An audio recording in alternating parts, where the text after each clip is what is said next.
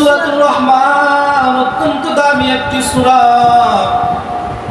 এই সূরাতুর রহমান আল্লাহ রাব্বুল আলামিন প্রত্যেকটা জান্নাতি বান্দার কলবে শান্তি দেওয়ার জন্য জান্নাতের ভিতরে আল্লাহ রাব্বুল আলামিন এই সূরাতুর রহমান তেলাওয়াত করিয়া শোনাইবেন। সুবহানাল্লাহ। এই দুনিয়ার মধ্যে মাহফিল হয়, জান্নাতের ভিতরে একটা মাহফিল আল্লাহ পাক রব্বুল আলামিন জান্নাতবাসীদেরকে নিয়ে করবেন। খুদা খাতমের মাহফিল বুত আন্দরলা মাকা খসরু, খুদা খাতমের মাহফিল বুত আন্দরলা মাকা খসরু। জান্নাতের মাহফিলের বিবরণ যখন আল্লাহর পয়গম্বর আকা নামদার মদিনা কা তাজদার সরদার দু আলম পয়গম্বর নবী মুহাম্মদুর রাসূলুল্লাহ সবাই পড়েন সাল্লাল্লাহু আলাইহি ওয়াসাল্লাম যখন জান্নাতের মাহফিলের বর্ণনা সাহাবায়ে কেরামদের মধ্যে দিতেছিলেন, সাহাবায়ে কেরাম প্রশ্ন করেন, ও পয়গম্বর জান্নাতের মাহফিলের মধ্যে কি স্টেজ হবে? ওই মাহফিলের মধ্যে কি সভাপতি, প্রধান অতিথি, বিশেষ অতিথি থাকবে কিনা? আল্লাহর পয়গম্বর বলেন, ও সাহাবায়ে কেরাম দুনিয়ার মাহফিলের মধ্যে যেমন একজন সভাপতি হয়, প্রধান অতিথি হয়, বিশেষ অতিথি হয়, জান্নাতের মাহফিলের মধ্যে সভাপতি থাকবে, প্রধান অতিথি থাকবে, বিশেষ অতিথি থাকবে। সাহাবায়ে কেরাম প্রশ্ন করলেন, ইয়া রাসূলুল্লাহ, ও পয়গম্বর জান্নাতের মাহফিলের সভাপতি কে হবেন, প্রধান অতিথি কে হবেন, বিশেষ অতিথি কে হবেন? আল্লাহর পয়গম্বর বলেন, হে আমার সাহাবায়ে কেরাম তোমরা শোনো, জান্নাতের ভিতরে যে মাহফিল আল্লাহ রাব্বুল আলামিন সাজাইবেন, সেই জান্নাতের মাহফিলের মধ্যে সভাপতি থাকবেন আল্লাহ। সুবহানাল্লাহ বলেন। জান্নাতের মাহফিলের সভাপতি থাকবেন আল্লাহ। সাহাবায়ে কেরাম প্রশ্ন করলেন, ইয়া রাসূলুল্লাহ নবীজি জান্নাতের মাহফিলের প্রধান অতিথি কে থাকবে? সভাপতির নাম শোনা মাত্র সাহাবায়ে কেরাম আবেগে আপ্লুত হয়ে গেছে। আল্লাহর পয়গম্বরকে বলেন, ও নবী জান্নাতের মাহফিলের ভিতরে প্রধান অতিথি কে থাকবে, বিশেষ অতিথি কারা থাকবে? আল্লাহর পয়গম্বর বিশ্বনবী মুহাম্মদুর রাসূলুল্লাহ সাল্লাল্লাহু আলাইহি ওয়াসাল্লাম বলেন, ও সাহাবায়ে কেরাম জান্নাতের মাহফিলের মধ্যে প্রধান অতিথি থাকবো আমি পয়গম্বর মুহাম্মদুর রাসূলুল্লাহ। আমি নবী থাকবো জান্নাতের মাহফিলের প্রধান অতিথি। আর জান্নাতের মাহফিলের স্টেজটা এত বড় হবে, জান্নাতের মাহফিলের স্টেজটা এত বড় হবে, মায়ার নবী বলেন আদম নবী থেকে শুরু করে ঈসা নবী পর্যন্ত সমস্ত নবী রাসূল পয়গম্বর জান্নাতের মাহফিলের মধ্যে বিশেষ অতিথি হইয়া বসে থাকবে। সুবহানাল্লাহ। ওই দিন জান্নাতের মাহফিলের ভিতরে এই নবীর উম্মত দুনিয়ার মাহফিলের মধ্যে কোরআন তেলাওয়াত করা হয়, আল্লাহ এবং রাসূলের প্রশংসা নিয়ে কথা বলা হয়, দিন দুনিয়া আখিরাত নিয়ে কথা বলা হয়।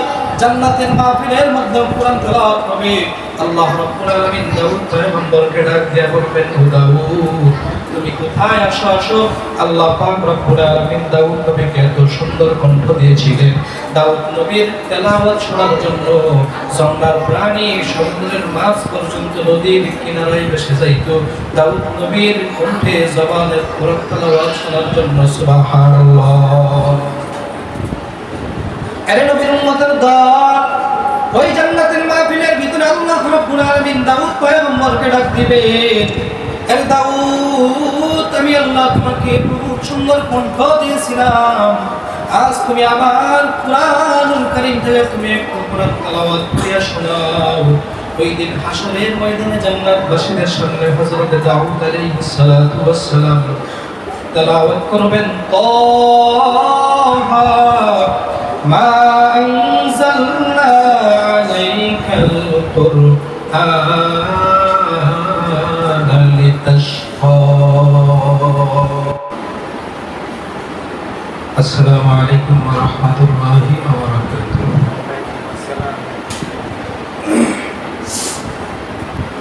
আলহামদুলিল্লাহ الحمد لله الذي جعل الشمس والقمر بحسبان والنجم والنجم والشجر يسجدان وفضل زمانا على زمان كما فضل مكانا على مكان وإنسانا على إنسان ونشهد أن لا إله إلا الله وحده لا شريك له لا ضد له ولا مثل له ولا مثل له ونشهد أن سيدنا وسندنا وحبيبنا وحبيب ربنا وطبيبنا وطبيب قلوبنا ومولانا محمد ومولانا محمدا عبده ورسوله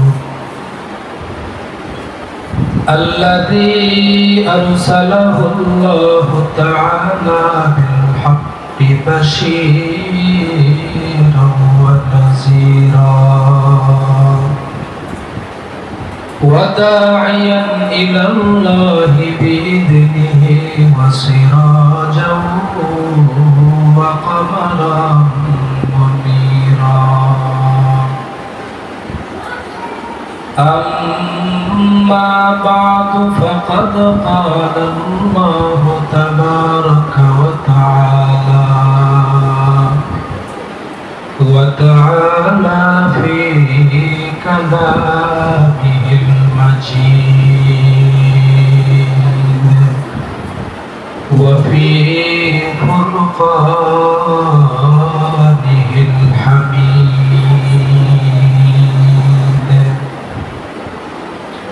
وبعد فأعوذ بالله من الشيطان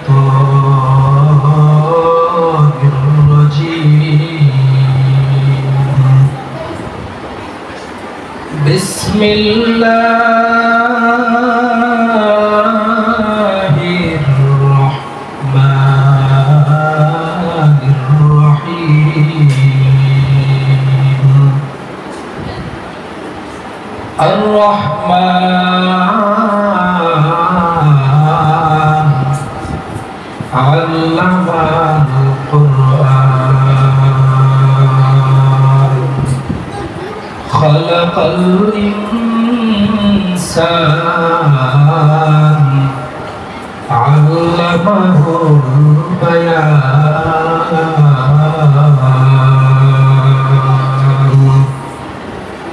صدق الله مولانا العظيم وقال رسول الله صلى الله عليه وآله وسلم لا طاعة لمخلوق في معصية الخالق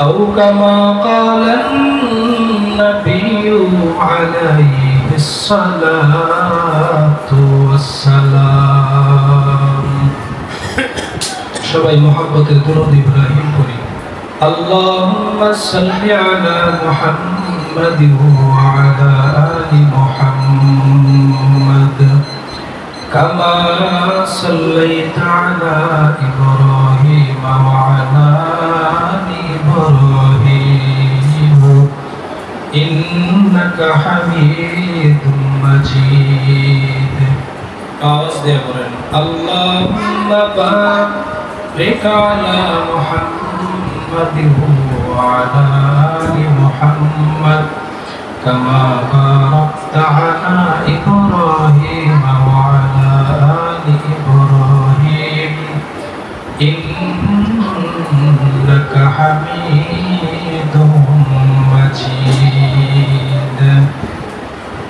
ইয়া সাহিবাল জামালি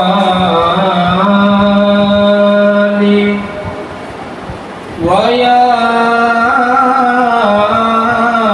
সাইয়্যিদাল বাশার মিন ওয়াজহিকাল মুনীর লাকাদ নাওয়ারাল কামার মিন ওয়াজহিকাল মুনীর লাকাদ নাওয়ারাল কামার সুবহানাকা লা ইলমা লানা ইল্লা মা 'আল্লামতানা ইন্নাকা আনতাল আলীমুল হাকীম রব্বি ইশরাহ লি সাদরি ওয়া ইয়াসসির লি আমরি واحلل عقدة من لساني واحلل عقدة من لساني يفقه قولي مومن تو فدا نقش کفے پائے نبی ہو مومن تو فدا نقش کفے پائے نبی ہو تو زیر قدم آج بھی عالم کا خزینہ تو زیر قدم آج بھی عالم کا خزینہ گر سنت نبوی کی کرے پیروی امت گر سنت نبوی کی کرے پیروی امت تو فاس نکل جائے گا پھر اس کا سفینہ तूफान से निकल जाएगा फिर इसका सुफीना आशिक हूँ बरादर शहंशाह दो आलम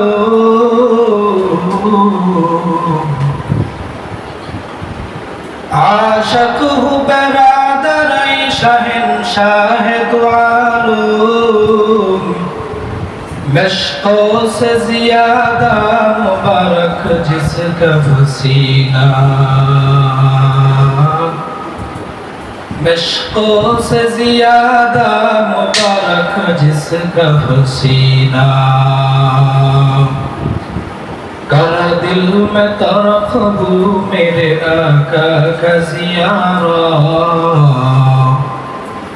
कर दिल में तरक़बू मेरे आका का ज़ियारा एक आलम आई नबी दखलात मदीना एक आलम आई नबी दखलात मदीना ऐ बंदे खुदा चाहकर उनकी मुलाकात ऐ बंदे खुदा चाहकर उनकी मुलाकात जल्दी से अब बैठे सुनो हज़रत की नसीहत जल्दी से अब बैठे सुनो हज़रत की नसीहत আলহামদুলিল্লাহ সৃষ্টির মহান স্রষ্টা আল্লাহ রাব্বুল আলামিনের দরবারে লক্ষ কোটি শুকর ও সুজুদ যে আল্লাহ রাব্বুল আলামিন অত্যন্ত দয়া করে মায়া করে মহব্বত করে ভালোবাসে শুক্রবার দিন পবিত্র জুমার দিন আল্লাহ রাব্বুল আলামিন আল্লাহ পাকের ঘরে আমাদেরকে একত্রিত করেছেন সেই জন্য আমরা আমাদের প্রত্যেকেই দিল থেকে শুকর আদায় করি বলি আলহামদুলিল্লাহ আল্লাহ রাব্বুল আলামিন বলেন যে বান্দা নিয়ামত পায় আর নিয়ামত পাওয়ার পরে নিয়ামতের শুকরানা স্বরূপ আলহামদুলিল্লাহ বলে আল্লাহর পয়গম্বর 1450 বছর আগে তিরমিজি শরীফের হাদিসের ভিতরে বলে গেছেন, قال رسول الله صلى الله عليه وسلم وقد زحزح نفسه عن النار। মদিনার নবী বলেন, আল্লাহ রাব্বুল আলামিনের পক্ষ থেকে নিয়ামত পাওয়ার পরে এই নিয়ামতের শুকরানা স্বরূপ যে বান্দা দিল থেকে একবার আলহামদুলিল্লাহ শব্দ উচ্চারণ করে, আল্লাহ রাব্বুল আলামিন ওই বান্দার উপর খুশি হইয়া, ওই বান্দার উপর রাজি হয়ে আল্লাহ পাকের বানানো, আল্লাহ পাকের সাজানো, আল্লাহ পাকের গুছানো 8টা জান্নাতের দরওয়াজা খুলে দেন। সুবহানাল্লাহ। শুধু তাই নয়, আলহামদুলিল্লাহ শব্দ উচ্চারণকারী বান্দার লফজকে, বান্দার দিলকে, বান্দার আত্মাকে আল্লাহ তাআলা জাহান্নামের আগুন থেকে মুক্ত করে দেন। বলেন সুবহানাল্লাহ। সুবহানাল্লাহ কেমন নেক আর কেমন ফজিলত। তাফসীর ইবনে কাসির রাহমাতুল্লাহ আলাইহি ইবনে কাসিরের ভিতর ছোট্ট একটা ওয়াকিয়া উল্লেখ করেছেন যে একজন আল্লাহর ওলি স্বপ্নের ভিতরে, ঘুমের মধ্যে স্বপ্ন যুগে কবরস্থানের পাশে দিয়া যাইতেছে। কিসের পাশে দিয়া ভাই? কবরস্থানের পাশে দিয়া যাচ্ছে। তো আল্লাহর ওলিদের চক্ষু তো আমাদের মতো না, তাদের চোখের ভিতরে আল্লাহ তাআলা আল্লাহ প্রদত্ত একটা পাওয়ার আল্লাহ দিয়ে দিয়েছেন। সুবহানাল্লাহ। কিতাবের ভিতরে আসছে, যেই বান্দাগুলো আল্লাহ পাকের ইবাদত করে এবং ওলির দরওয়াজা পর্যন্ত পৌঁছে যায়, ওই বান্দাগুলোর হাত মানুষের হাত থাকে না, ওই বান্দার চোখ আর বান্দার চোখ থাকে না, ওই বান্দার জবান আর বান্দার জবান থাকে না।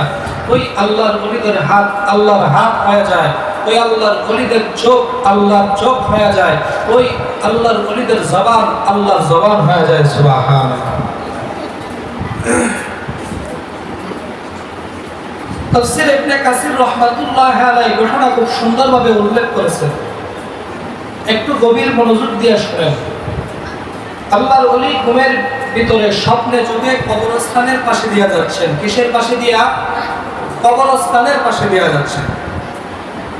তো কবরস্থানের পাশে দিয়ে আল্লাহর ওলি যখন যায়, আল্লাহ রাব্বুল আলামিন আল্লাহর ওলির চোখের বাসিরাত খুলে দিয়েছে। সুবহানাল্লাহ। তার অন্তরঙ্গ দিলের চক্ষু আল্লাহ তাআলা খুলে দিয়েছেন। আল্লাহর ওলি কবরস্থানের পাশে দিয়ে যখন যাচ্ছে, তখন আল্লাহর ওলি কবরের দিকে তাকাইছে, তাকানো মাত্র দেখতেছে কবরের ভিতরে আল্লাহর বান্দা বসিয়া বসিয়া কোরআন তেলাওয়াত করতেছে। সুবহানাল্লাহ। কোথায়? কবরের ভিতরে। কোরআন তেলাওয়াত করে কোথায়? কবরের ভিতরে। আশ্চর্যের কথা না? দুনিয়ার জমিনের ভিতরে আমরা বেঁচে আছি, আমাদের ঘরে কোরআন, মসজিদের কোরআন, মাকড়সার জাল বেঁধে ফেলেছে, এরপরে আমরা কোরআন ধরি না, ছই না। আর আল্লাহর ওলি তাকায় দেখতেছে কবরের ভিতরে আল্লাহর বান্দা মৃত্যুর পরে কবরের ভিতরে কোরআন তেলাওয়াত করতেছে। আল্লাহর ওলি বড় আশ্চর্য হয়ে গেছে।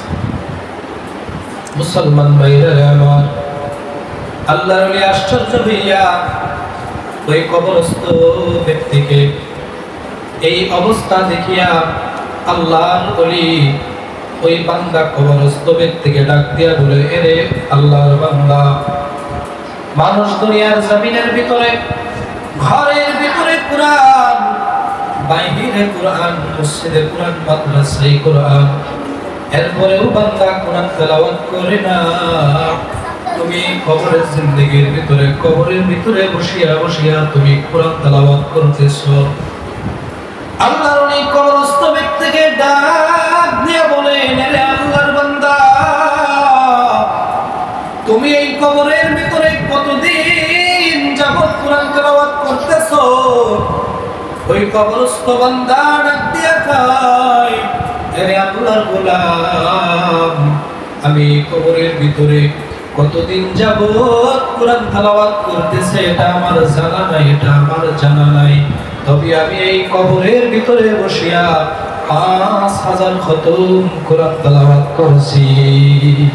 একটু আওয়াজ দিয়ে বলেন সুবহানাল্লাহ।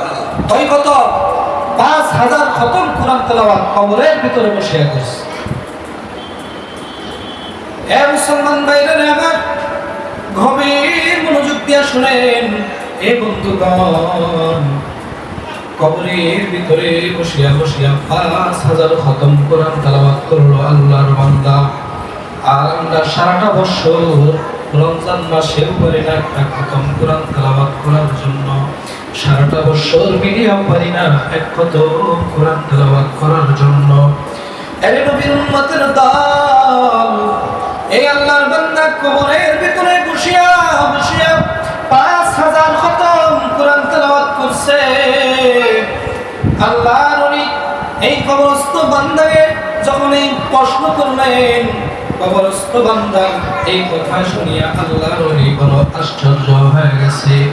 আল্লাহর ওলি আশ্চর্য হইয়া ঘুমের মধ্যে স্বপ্নের ভিতরে সুবহানাল্লাহ বলছে।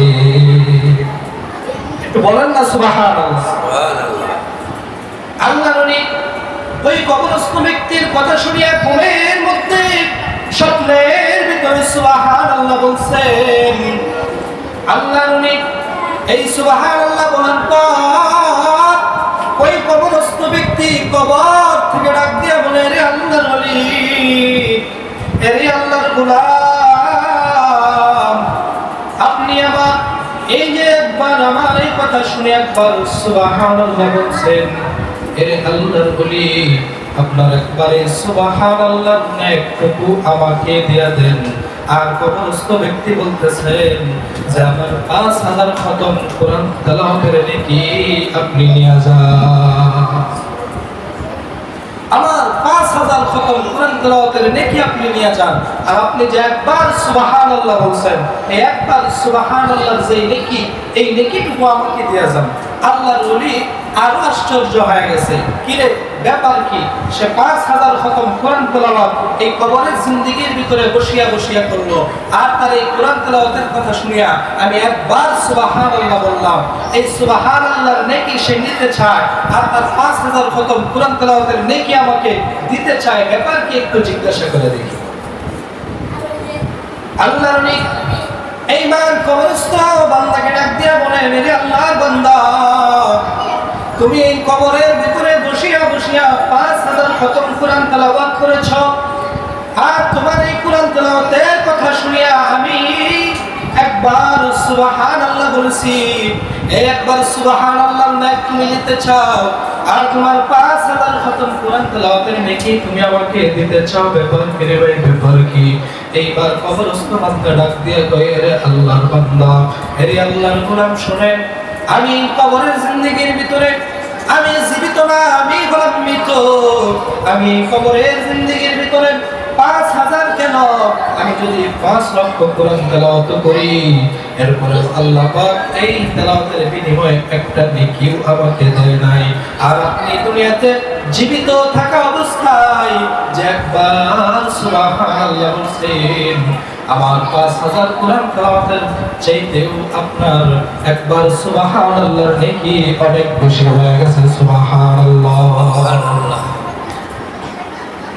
এই জন্য মুসলমান ইমানদার দুনিয়ার জমিনে বেঁচে থাকা অবস্থায় যদি একবার যদি আপনার জবান দেয় সুবহানাল্লাহ, আলহামদুলিল্লাহ, আল্লাহু আকবার, এই সমস্ত ধ্বনিগুলো যদি বান্দা আপনার জবান থেকে উচ্চারণ করেন, আল্লাহ পাক রব্বুল আলামিন একবার সুবহানাল্লাহ, একবার আলহামদুলিল্লাহ, একবার আল্লাহু আকবার বলার কারণে আল্লাহ পাক বান্দার জন্য জান্নাতের ভিতরে ফলের বাগান তৈরি করে দেন। চিল্লায়া কোন সুবহানাল্লাহ। জান্নাতের ফলের বাগান কেমন? দুনিয়ার জমিনের এই যে আম বাগান, কলা বাগান, লিচু বাগান, এইরকম ছোট ছোট কয়েক বিঘার বাগানের মতো না, না রে বান্দা, না রে গোলাম। জান্নাতের বাগান, জান্নাতের ফলের বাগান কত বড় হবে? মায়ার নবী 1000 বছর আগে হাদিসের ভিতরে পয়গম্বর বলেন, জান্নাতের ভিতরে আল্লাহ রাব্বুল আলামিন যেই ফলের বাগান বান্দার জন্য তৈরি করে রাখছেন, একবার সুবহানাল্লাহ বলার কারণে আল্লাহ পাক জান্নাতের ভিতরে যে ফলের বাগান দিবেন, এ বান্দা, এ বাগনাহাটি এলাকার মুসলমান শুনেন, জান্নাতের ভিতরে একবার সুবহানাল্লাহ বলার কারণে যে ফলের বাগান আল্লাহ রাব্বুল আলামিন দিবেন, দুনিয়ার একটা তেজস্বী পুরা, একটা স্বাবলম্বী, একটা যুবক, একটা তেজস্বী পুরা যদি ওই জান্নাতের ফলের বাগানের এক মাথা থেকে দূর শুরু করে অপর মাথায় পৌঁছতে আনুমানিক 500 বছর সময় লাগবে। जन्नत दो ज़ुख से या रब किया करो, जन्नत दो ज़ुख से या रब किया करो, आरज़ू है मैं तुझे देखा करो, हूरे गिलबा जितनी नेमत है तू, सबसे बेहतर नेमते दीदार तू। मुसलमान भाइरा नेमान, আমি আপনাদের সামনে সূরাতুর রহমান তেলাওয়াত করলাম। এই সূরাতুর রহমান অত্যন্ত দামি একটি সূরা। এই সূরাতুর রহমান আল্লাহ রাব্বুল আলামিন প্রত্যেকটা জান্নাতি বান্দার কলবে শান্তি দেওয়ার জন্য জান্নাতের ভিতরে আল্লাহ রাব্বুল আলামিন এই সূরাতুর রহমান তেলাওয়াত করিয়া শোনাইবেন। সুবহানাল্লাহ। এই দুনিয়ার মাহফিল, দুনিয়ার মধ্যে মাহফিল হয়, জান্নাতের ভিতরে একটা মাহফিল আল্লাহ পাক রব্বুল আলামিন জান্নাতবাসীদেরকে নিয়ে করবেন। খুদা খাতমের মাহফিল বুত আন্দরলা মাকা কসরুর, খুদা খাতমের মাহফিল বুত আন্দরলা মাকা কসরুর। জান্নাতের মাহফিলের বিবরণ যখন আল্লাহর পয়গম্বর আকা নামদার মদিনা কা তাজদার সরদার দো আলম পয়গম্বর নবী মুহাম্মদুর রাসূলুল্লাহ সবাই করেন সাল্লাল্লাহু আলাইহি ওয়াসাল্লাম যখন জান্নাতের মাহফিলের বর্ণনা সাহাবায়ে কেরামদের মধ্যে দিতেছিলেন, সাহাবায়ে কেরাম প্রশ্ন করেন, ও পয়গম্বর, জান্নাতের মাহফিলের মধ্যে কি স্টেজ হবে? ওই মাহফিলের মধ্যে কি সভাপতি, প্রধান অতিথি, বিশেষ অতিথি থাকবে কিনা? আল্লাহর পয়গম্বর বলেন, ও আমার সাহাবায়ে কেরাম, দুনিয়ার মাহফিলের মধ্যে যেমন একজন সভাপতি হয়, প্রধান অতিথি হয়, বিশেষ অতিথি হয়, জান্নাতের মাহফিলের মধ্যে সভাপতি থাকবে, প্রধান অতিথি থাকবে, বিশেষ অতিথি থাকবে। সাহাবায়ে কেরাম প্রশ্ন করলেন, ইয়া রাসূলুল্লাহ, ও পয়গম্বর, জান্নাতের মাহফিলের সভাপতি কে হবেন, প্রধান অতিথি কে হবেন, বিশেষ অতিথি কে হবেন? আল্লাহর পয়গম্বর বলেন, হে আমার সাহাবায়ে কেরাম, তোমরা শোনো, জান্নাতের ভিতরে যে মাহফিল আল্লাহ রাব্বুল আলামিন সাজাইবেন, সেই জান্নাতের মাহফিলের মধ্যে সভাপতি থাকবেন আমার আল্লাহ। সুবহানাল্লাহ বলেন। জান্নাতের মাহফিলের সভাপতি থাকবেন আল্লাহ। সাহাবায়ে কেরাম প্রশ্ন করলেন, ইয়া রাসূলুল্লাহ, নবীজি, জান্নাতের মাহফিলের প্রধান অতিথি কে থাকবে? সভাপতির নাম শোনা মাত্র সাহাবায়ে কেরাম আবেগে আপ্লুত হয়ে গেছে। আল্লাহর পয়গম্বরকে বলেন, ও নবী, জান্নাতের মাহফিলের ভিতরে প্রধান অতিথি কে থাকবে, বিশেষ অতিথি কারা থাকবে? আল্লাহর পয়গম্বর বিশ্বনবী মুহাম্মদুর রাসূলুল্লাহ সাল্লাল্লাহু আলাইহি ওয়াসাল্লাম বলেন, ও সাহাবায়ে কেরাম, জান্নাতের মাহফিলের মধ্যে প্রধান অতিথি থাকবো আমি পয়গম্বর মুহাম্মদুর রাসূলুল্লাহ। আমি নবী থাকবো জান্নাতের মাহফিলের প্রধান অতিথি। আর জান্নাতের মাহফিলের স্টেজটা তো বড় হবে, জান্নাতের মাহফিলের স্টেজটা তো বড় হবে।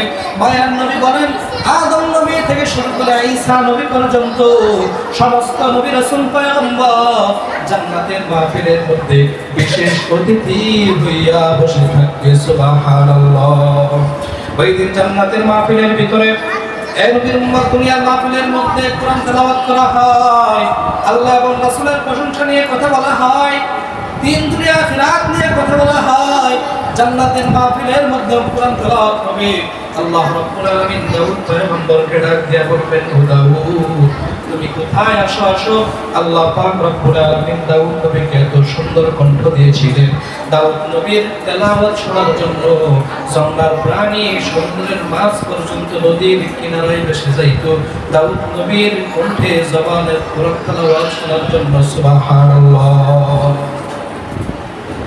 আরে নবীর উম্মতের দল, ওই জান্নাতের মাহফিলের ভিতরে আল্লাহ রাব্বুল আলামিন দাউদ পয়গম্বরকে ডাক দিবেন, এ দাউদ, আমি আল্লাহ তোমাকে বহুত সুন্দর কণ্ঠ দিয়েছিলাম, আজ তুমি আমার কুরআনুল কারীম থেকে তুমি একটু কোরআন তেলাওয়াত করিয়া শোনাও।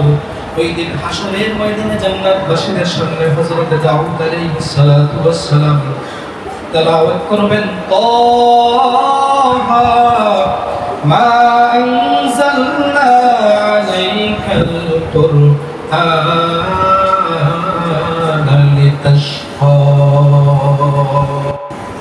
দাউদ পয়গম্বরের জবানের তেলাওয়াত, আমাদের তেলাওয়াত কণ্ঠ তো একটা ফাটা বাস, কিন্তু দাউদ পয়গম্বর যখন তাহা সূরা তেলাওয়াত করবেন, এর নবীর উম্মতের দল, দাউদ নবীর কণ্ঠে ওই দিন জান্নাতবাসীরা ৭,০০০ বছর পর্যন্ত বেহুশ অচেতন হয়ে থাকবে। সুবহানাল্লাহ। দাউদ পয়গম্বরের তেলাওয়াত শোনার পর ৭,০০০ বছর পর্যন্ত মানুষ অচেতন বেহুশ হয়ে থাকবে। ৭,০০০ বছর পর যখন তাদের হুঁশ এবং জ্ঞান ফিরবে, এবার আল্লাহ পাক রব্বুল আলামিন আপনার আমার নবী সরদারে দো আলম আকায়ে নামদার মদিনা কা তাজদার শাফি মাহশারুস সাকি কাউসার নবিয়ুল মক্কি ওয়াল মাদানী নবিয়ুল আরব ওয়াল আজম ফখরে মওজুদাত, আল্লাহ পাক রব্বুল আলামিন আপনার আমার নবীকে ডাক দিবেন, হে হাবিব, আমি আপনার উপরে কোরআন তেলাওয়াত, আমি আপনার উপরে কোরআন নাযিল করেছিলাম, আজ সেই কোরআন থেকে আপনি একটু তেলাওয়াত করে আমাদেরকে শোনান। ওই দিন আপনার আমার পয়গম্বর নবী মুহাম্মদুর রাসূলুল্লাহ কোরআন পাকের দিল যে সূরাকে বলা হয় সূরাতুল ইয়াসিন, আল্লাহ পাক রব্বুল আলামিনের হুকুমে জান্নাতবাসীদেরকে শোনাবেন, আর আল্লাহর নবীর তেলাওয়াতে ওই জান্নাতবাসীরা ৭,০০,০০০ বছর পর্যন্ত জান্নাতবাসীরা বেহুশ সচেতন হয়ে থাকবে। একটু আওয়াজ দিয়ে বলেন সুবহানাল্লাহ। এর নবীর উম্মতের দল, মানুষ যখন ৭,০০,০০০ বছর পর আবার তাদের হুঁশ আসবে, জ্ঞান আসবে, এইবার আল্লাহ রাব্বুল আলামিন জান্নাতবাসীদেরকে ডাক দিয়ে বলবেন, হে জান্নাতবাসীরা, আর সুন্দর কণ্ঠে তেলাওয়াত শুনতে চাও? জান্নাতবাসীরা বড় আবেগে আপ্লুত হয়ে যাবে, আরো সুন্দর তেলাওয়াত, আরো সুন্দর কণ্ঠে আমরা শুনবো। আল্লাহ পাক তারা বড় আবেগে আপ্লুত হয়ে বলবে, আরো কি সুন্দর কণ্ঠে তেলাওয়াত আছে নাকি? আল্লাহ পাক বলবেন, হ্যাঁ হ্যাঁ, আরো সুন্দর কণ্ঠে তেলাওয়াত আছে। এবার আল্লাহ রাব্বুল আলামিন আল্লাহ পাকের ৭০,০০০ নূরের পর্দা সরায়া, আল্লাহ পাক হাদিসের ভিতরে আছে, ইন্নাকুম সাতারাউনা রাব্বাকুম কামা তারাউনাল কামারা লাইলাতাল বাদরি। আল্লাহ রাব্বুল আলামিনের দুইটা সূরত, একটা হলো সূর্যের মতো আর একটা হলো চন্দ্রের মতো। আল্লাহ পাক যখন রাগান্বিত হয়ে যায়, আল্লাহ পাকের নূরের আলো সূর্যের মতো হয়ে যায়, সূর্যের মতো গরম হয়ে যায়, আর আল্লাহ পাক যখন গরম হয়ে যায়, ঠান্ডা মেজাজ ঠান্ডা থাকে, তখন আল্লাহ পাকের নূরগুলো চন্দ্রের মতন কোমল হয়ে যায়, চন্দ্রের মতন দৃষ্টিকোণ হয়ে যায়, চন্দ্রের মতো কোমল এবং নরম হয়ে যায়। একটু আওয়াজ দিয়ে বলেন সুবহানাল্লাহ। আল্লাহর পয়গম্বর বলেন, ইন্নাকুম সাতারাউনা রাব্বাকুম কামা তারাউনাল কামারা লাইলাতাল বাদরি। ওই দিন জান্নাতের মাহফিলের ভিতরে আল্লাহ রাব্বুল আলামিন চন্দ্রের আলোর মতো আল্লাহ তাআলা জান্নাতবাসীদের সামনে উপেন হয়ে যাবেন। আল্লাহ পাকের ৭০,০০০ নূরের পর্দা সরায়া আল্লাহ পাক রব্বুল আলামিন ওই দিন জান্নাতি বান্দার কলবে শান্তি দেওয়ার জন্য সূরাতুর রহমান তেলাওয়াত করিয়া শোনাবেন। সুবহানাল্লাহ। ওই দিন দুনিয়ার জমিনের ভিতরে আমরা করি আর রহমান, হাশরের ময়দানে আল্লাহ রাব্বুল আলামিন জান্নাতবাসীদের সামনে আর রহমান করবেন। না। ওই দিন আল্লাহ পাক করবেন আনার রহমান। ওই দিন আনা শব্দ যোগ করিয়া আল্লাহ পাক করবেন মানে আনার রহমান, মানে ওই দিন আল্লাহ পাক বলবেন আনার রহমান মানে আমি দয়ালু। সুবহানাল্লাহ। ওই দিন আল্লাহ রাব্বুল আলামিন জান্নাতি বান্দার কলবে শান্তি দেওয়ার জন্য সূরাতুর রহমান তেলাওয়াত করিয়া শোনাবেন। এর নবীর উম্মতের দল, এই সূরাতুর রহমান আল্লাহ পাকের কুদরতি জবান দিয়া যখন আল্লাহ পাকের নিজের কালাম তেলাওয়াত করবেন, প্রত্যেকটা জান্নাতবাসীগণ 7 কোটি বছর পর্যন্ত তারা বেহুশ অচেতন হয়ে থাকবে। সুবহানাল্লাহ। আমি আপনাদের সামনে এই সূরাটাই তেলাওয়াত করলাম। আল্লাহ রাব্বুল আলামিন বলেন আর রহমান আল্লামাল কুরআন খালাকাল ইনসান আল্লামাহুল বায়ান।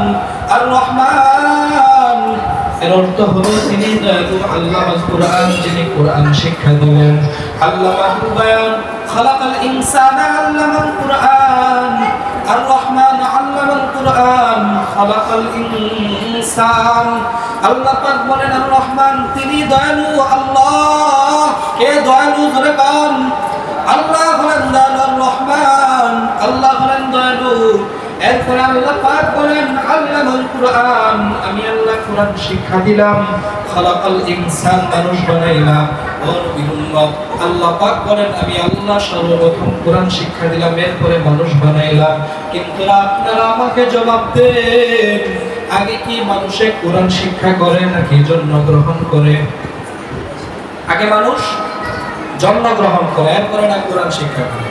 আল্লাহ রাব্বুল আলামিন বলেন আল্লামাল কুরআন, আমি আল্লাহ কোরআন শিক্ষা দিলাম, এরপরে আমি আল্লাহ মানুষ বানাইলাম।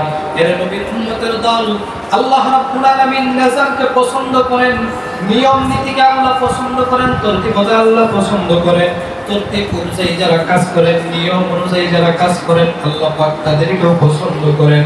কিন্তু মুসলমান আমরা জানি দুনিয়ার জমিনের ভিতরে মানুষ আগে জন্মগ্রহণ করে, এরপরে মানুষ কোরআন শিখে। এর নবীর উম্মত, কিন্তু আল্লাহ রাব্বুল আলামিন বলেন আমি আল্লাহ আগে কোরআন শিখাইলাম, এরপরে মানুষ বানাইলাম। আল্লাহ রাব্বুল আলামিন তরতিবটাকে পছন্দ করেন, কিন্তু এখানে তরতিব পরিপন্থী নিয়মের বাহিরে একটা কথা আল্লাহ পাক কেন বললেন? হে মুসলমান নবীর উম্মত, এটার তরজমা যদি বুঝতে চান, এটার তরজমা যদি আপনারা বুঝতে চান, তাহলে আগে জানতে হবে দুনিয়ার জমিনের ভিতরে মানুষ হলো কয় প্রকার? কয় প্রকার? 2 প্রকার। সবাই একটু কথার আওয়াজ দিয়ে, দুনিয়ার জমিনে মানুষ কয় প্রকার? 2 প্রকার। আল্লাহ রাব্বুল আলামিন বলেন দুনিয়ার জমিনের ভিতরে মানুষ হলো 2 প্রকার। আল্লাহ রাব্বুল আলামিনের এই কোরআন তরজমা যদি বুঝতে চান, তাহলে আগে জানতে হবে দুনিয়ার জমিনের ভিতরে মানুষ হলো 2 প্রকার। এক প্রকারের মানুষ হলো জন্মগত বা বংশগত মানুষ। জন্মগত বা বংশগত মানুষ হওয়ার জন্য আলাদা কোনো গুণের প্রয়োজন হয় না। মা বাবার ঔরস থেকে জন্ম নিলেই জন্মগত বা বংশগত মানুষ হওয়া যায়। আর দ্বিতীয় প্রকারের মানুষ হলো গুণগত মানুষ। জন্মগত বা বংশগত মানুষ হইলে গুণগত মানুষ হওয়া যায় না। গুণগত মানুষ হওয়ার জন্য দিন শিক্ষার প্রয়োজন, কোরআনের শিক্ষার প্রয়োজন। ঠিক কিনা জোরে কয়? এই কারণে আল্লাহ রাব্বুল আলামিনের কাছে জন্মগত এবং বংশগত মানুষের কোনো দাম নাই, কোনো দাম নাই। এই কারণে আল্লাহ রাব্বুল আলামিন বলেন যেই মানুষটা জন্ম হওয়ার পর মানুষটা দ্বীনের শিক্ষায় কোরআনের শিক্ষায় শিক্ষিত হওয়ার পর বান্দাগুলো যখন কোরআনের শিক্ষায় শিক্ষিত হয়, ওই বান্দাটাই মানুষ হিসাবে আল্লাহ দরবারে বিবেচিত হয়। একটু আওয়াজ দিয়ে বলুন সুবহানাল্লাহ। মানুষের ঘর থেকে জন্ম নিলেই, আর 2 মিনিটের মধ্যে শেষ করি, মানুষের ঘর থেকে জন্ম নিলেই যদি মানুষ হওয়া যায়, এর নবীর উম্মত কথাটা সঠিকভাবে বোঝার জন্য আমার আপনার পয়গম্বর বিশ্বনবী রাহমাতুল লিল আলামিন যেই বংশের থেকে দুনিয়ার জমিনের ভিতরে আসছেন, আবু জাহেলও সেই বংশের থেকে দুনিয়ার জমিনের মধ্যে আসছেন। আমার নবীর শরীরে যেই বংশের রক্ত, আবু জাহেলের শরীরের মধ্যেও সেই বংশের রক্ত।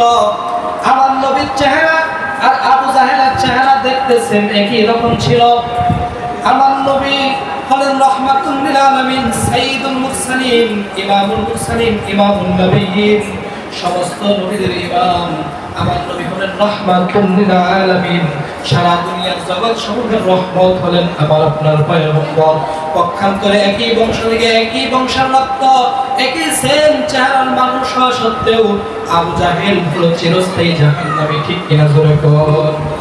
এই কারণে মুসলমানি বুয়াদ গরদান নেহাদান আইনানে খুদ বদস্তে খাজা দাদান গর্ব সুরত আদমি ইনসাবুদে আহমদহু জাহনুহাম একসাবুদে। এই কারণে মুসলমান মানুষের ঘর থেকে জন্ম নিলে আল্লাহর দরবারে মানুষ হিসাবে বিবেচিত হয় না। এই বান্দাটা যখন কোরআনের শিক্ষায় শিক্ষিত হয়, এই ডাক্তার, তোমার ডাক্তারি শিক্ষার মধ্যে যদি কোরআনের শিক্ষা না থাকে, তুমি ডাক্তার হতে পারছো কিন্তু মানুষ হইতে পারো নাই। এই ইঞ্জিনিয়ার, তোমার ইঞ্জিনিয়ারিং শিক্ষার মধ্যে যদি কোরআনের শিক্ষা না থাকে, তুমি ইঞ্জিনিয়ার হইতে পারছো কিন্তু মানুষ হইতে পারো নাই। মানুষ হওয়ার জন্য কোরআনের শিক্ষায় শিক্ষিত হতে হবে। এই কারণে মুসলমান, আল্লাহ রাব্বুল আলামিন বলেন, আল্লাহর কোরআন, আমি আল্লাহ কোরআন শিক্ষা দিলাম, খালাকাল ইনসান, কোরআন শিক্ষা দিয়ে এরপরে মানুষ বানাইলাম, আল্লামাহুল বায়ান, এরপরে আমি আল্লাহ জাগতিক শিক্ষাটা আমি আল্লাহ তোমাদেরকে দিলাম। এই কারণে মুসলমান, দুনিয়ার জমিনে থাকা অবস্থায় আল্লাহ রাব্বুল আলামিনকে চিনেন, নবীর সুন্নতের উপর আমল করেন, নবীর ভালোবাসা অন্তরের মধ্যে জায়গা করে নেন। এর নবীর উম্মত দল দুনিয়ায় কে কতদিন বাঁচবো, বাঁচান দুনিয়ায় আমরা কেউ চিরদিন থাকার জন্য আসি নাই। কারণ কখন গরম হয়ে যায় বলা যায় না, ঘরে মরি না, বাহিরে পড়ে, রাস্তায় পড়ি না, বিপদ করে না করে পুড়িয়া পড়ে কেউ, কারণ মরণের খবর জানি না মুসলমান। কখন মরণ হয়ে যায়, দিনে মরবো না রাতে মরবো, জোয়ানকালে মরবো না বুড়া হইয়া মরবো। এই কারণে মুসলমান মরণের আগে ইমান ও আমলগুলো দুরস্ত করে নেন, ঠিক করে নেন। আল্লাহ পাকের হুকুম এবং নবীর তরিকা অনুযায়ী আল্লাহ পাক আমাদের মরণ পর্যন্ত দিনের পথে, হকের পথে লেগে থাকার তৌফিক দান করেন। সবাই বলেন আমিন।